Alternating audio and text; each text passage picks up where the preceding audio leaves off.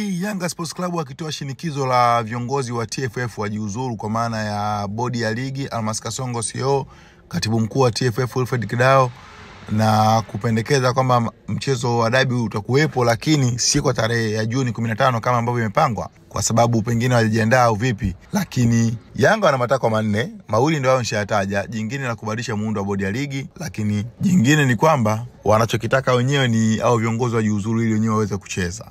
So Simba Sports ambayo kumbuka katika sakata hili ilitoa press release moja, leo imetoa taarifa nyingine kwa umma ikieleza msimamo wake kuhusiana na sakata hilo. Taarifa kwa umma. Klabu ya Simba inatoa taarifa kwa wanachama na wapenzi na umma kuwa mchezo nambari 184 dhidi ya Yanga uliopangwa kufanyika tarehe 15 Juni 2025 upo kama ulivyopangwa.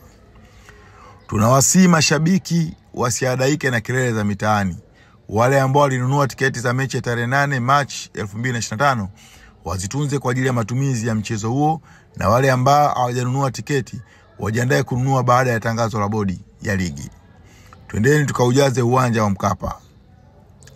Inafahamika wazi kuwa ligi kuu ya NBC inajumuisha timu 16 na si ligi ya timu moja.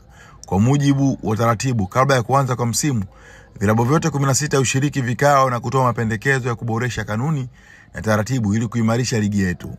Hivyo, wenye hoja wafuate utaratibu husika. Tunaomba bodi ya ligi na TFF watoe hadharani ripoti ya uchunguzi juu ya wale wote waliohusika kuharibu mechi ya ligi jioni ya tarehe 7 Machi 2025 na wachukuliwe hatua stahiki na mamlaka husika. Kutolewa kwa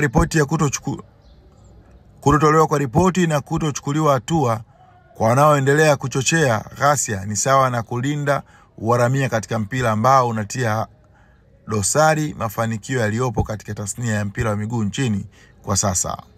Imetolewa na uongozi wa klabu ya Simba Juni 10, 2025. Ikumbukwe zimesalia siku 5 kuweza kufikia Juni 15 ambao siku ambayo bodi ya ligi wametangaza itachezwa mechi ya kiporo ya Simba dhidi ya Yanga katika uwanja wa Benjamin Mkapa. Je, mechi hii itakuwepo? Simba wanataka mechi. Yanga wametoa mapendekezo yao, lakini wanasema hata mapendekezo yao yakitekelezwa hawako radhi kucheza mechi Juni 15.